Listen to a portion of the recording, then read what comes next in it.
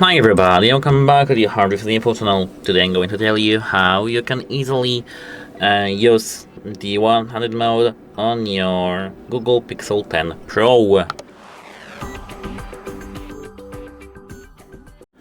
At first, unlock your phone like this. Here, now you have to enter your system settings here, and now scroll down to the system actually itself over here. Now go straight to the gestures, and now here as you can see we have a lot of options. Quick start to start actions, double press power button, flip camera for selfie, left to check phones, la la la, 100 mode. Tap that, and now as you can see, use 100 mode. Just enable this option. Now as you can see, to use that, pull the screen into reach. The top of the screen will move into reach of your thumb. So now let's do it like that.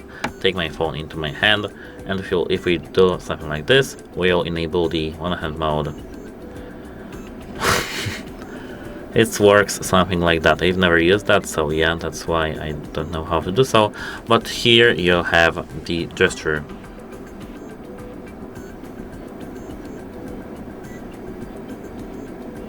Yes, it works something like that, but if it doesn't work for you, like for me, scroll down here, 100 mode shortcut.